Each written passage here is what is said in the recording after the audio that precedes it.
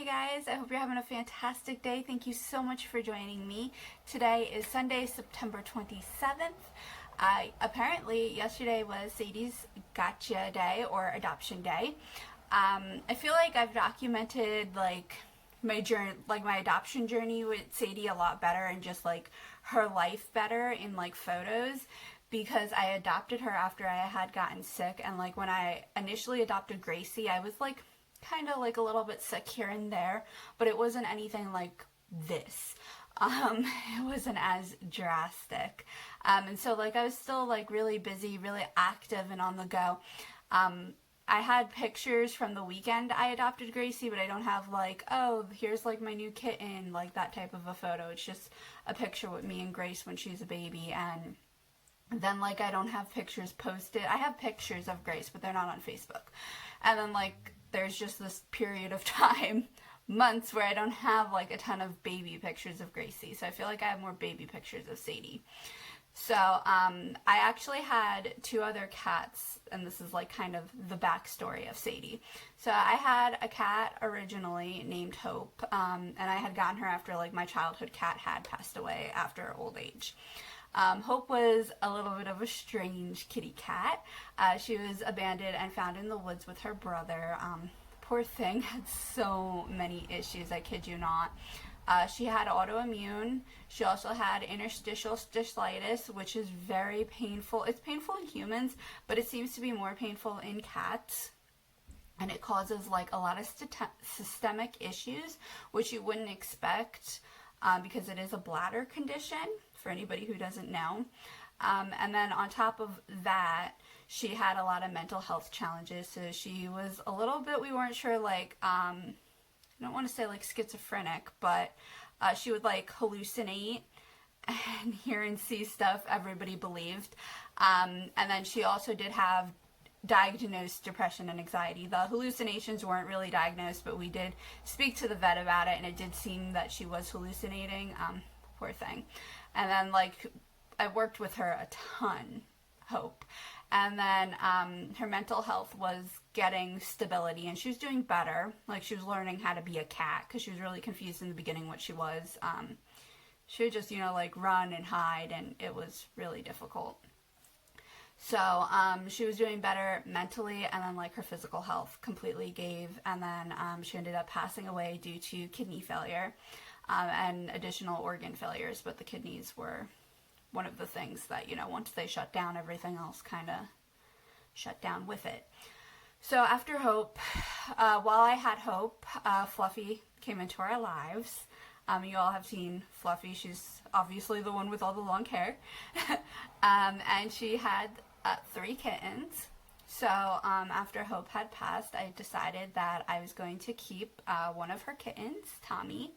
I originally was going to keep a girl, and we weren't sure at first if he was a boy or a girl, and you know what, we really bonded. So he wormed his way, like I would tell him, into my heart, and he wasn't going anywhere, and he knew that. And at 6 months old, he went to get fixed. He stood up, collapsed, and then died that suddenly. My vet actually had to do an autopsy because she knew I had just gotten out of the cardiac unit, and then she called, and I've known my vet since I was a baby, before I was born. My vet and my mom were pregnant at the same time, so they know each other really well. And so when I picked up the phone and she wouldn't talk to me, I was I knew something was wrong. And I think his death, especially with the timing, that was the hardest thing for me. So after all that being said, after Tommy passed, at first I was I'm never getting another cat, because it's just too much, especially because I lost him a couple months to a year after Hope. It was super close, and I've just had obviously so much going on with my health, so I wasn't really sure, but everybody was trying to, encourage me to get another cat. I do really good, y'all, with cats. Cats actually help my anxiety. I credit them a lot for, when my anxiety goes into, remission, I call it, and it's not, something I'm battling all of the time. I call it remission. I don't know if that's really a thing with anxiety. But, so that's why everybody was encouraging me, and they thought it would be good for also my other cat, Gracie. And so eventually I decided to adopt another kitty. So we went to the shelter on Free Kitten Friday, which was wonderful. And I met Sadie Rose, and at first we weren't sure. I wasn't really sure about her, and I don't think she was sure about me. And then, like, so I met, like, a bunch of other cats, and then, like, I went back to her, and she just, like, would lay in my arms like a little baby to be rocked. So I was like, all right, I guess, like, felt like her ears looked a little funny, to be honest, at first. And then I was like, all right, I guess, like, we'll try it or whatever. And so, like, I brought her home with me, and the first night was awful, guys. Every time I shut off the light, she wasn't used to it, so she would cry, which was awful. And so, like, I finally, like, got a little bit of sleep, and then I woke up the next morning, and she was missing. Like, the cat disappeared.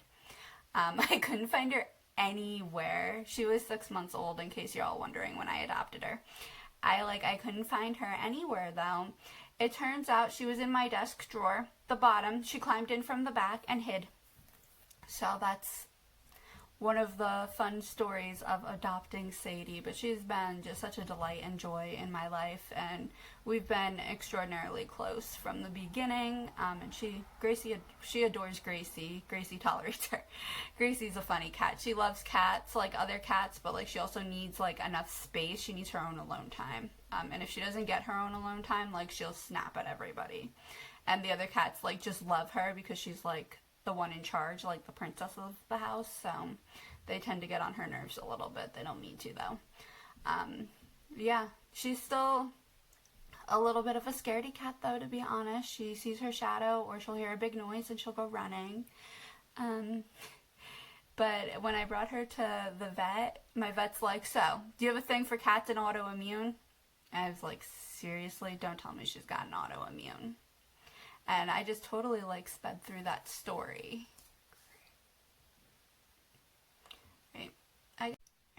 One of my friends, who she's also helped lead Bible study with me, like, years ago before I was volunteering with Proverbs. And then she ended up in my small group, and, like, we've been friends, like, for years now. I was looking for podcast recommendations, and she had given me a few, so I'm hoping to check it out today. Like, in the beginning, when I'm looking at new podcasts, I like to go on the shorter side just to see if I actually really like them or not. And because I just can't really see committing, like, an hour if I don't know that I'm going to enjoy it. I don't know, I'm weird. What can I say? So, for anybody who's interested in checking it out, it's She Reads Truth podcast. So I'm thinking I'm going to, like, listen to that, and even though they're super long, like, most of them are close to an hour, I have a lot, though, to get done, and I don't want to have to do anything, to be honest. It's one of those days. Okay, most days are those days recently, if I'm honest. Moving's really hard. I keep doing it, though.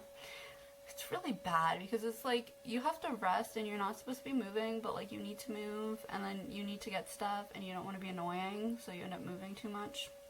Whatever. That is the struggle we're going through. So, but this week it's supposed to rain a lot, which I'm not happy about. But like my mom's like, it might not actually end up raining that much, and she's completely right. So, anyways, I want to set up a bunch of games for Abby to have on hand just in case it does end up raining like crazy, because she needs to be able to do stuff. So right now she's taking a nap. She's still tired from yesterday. So yesterday she, like, went for the mail, and she went on 2, like, walks, like, for fun, or, like, pleasure, I guess you could say, or exercise.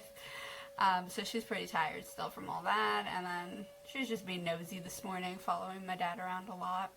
So I just want to, like, get some stuff ready for her for the week. I already got lick mats done, and the muffin tin done. So, Remicade is Tuesday, so I just want to have everything ready for Remicade this way. I don't have to really worry about it. I like to try to plan out every, like, big things that I need for the week medically.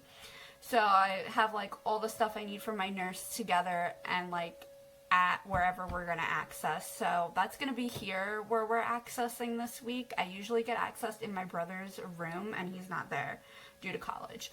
But this week we're doing Remicade, so I like having Remicade in my room because my bed moves up and down. So if I have blood pressure issues, it's easier for me like to elevate my feet. And actually, I usually end up sitting with my feet up anyways during Remicade. So it really does help. Since moving to doing my infusions at home, I used to bottom out during my infusion, and we would have to slow or stop the infusion. Since moving to home, I no longer bottom out my pressure. So, which is great. So I'm able to like just get it done in like 2 hours, which is awesome. So I'll set up all that stuff here, and then I have like all my old pill bottles, and I have like morning, noon, evening, and then I have to go out a couple times this week. So while I listen to the podcast, I'm going to get my mask ready, headbands, and like meds and everything else. I have headbands that have buttons. This way I can hook up the mask so that if I don't want it by my ears, it's another option. So we're going to go do all of that and hopefully get done a little bit of reading in Matchless. I'm not going to be able to attend Bible study tomorrow morning on Zoom. I have to do something, unfortunately, medical related, and then we have to stop at Walmart. So, yeah, I guess, like, we'll see if I end up vlogging or not tomorrow. Yeah. Alright, I'll see you guys soon. So this is tonight's set of games, and then we got in here a little bit of extra kibble. This little set here, which is that game, and then everything in that gray bin, that is for tomorrow. And she's only going to use them for one meal right now. So, and then in the red crate right there, that is for Tuesday for Remicade. So I'm super excited to have so much ready for her. Alright guys, so I think we're going to be calling this vlog, calling it a day on here at least. I'm just doing some stuff to prepare for like Advent and like the Christmas season, so we're really excited about that. We have big plans to make it a great Christmas season. So I'm working on that, and I might do like some Bible study stuff and dinner and all that good stuff, and hopefully going to bed really early tonight. That would be lovely. Alright, so I will likely see you all really soon, probably in the morning.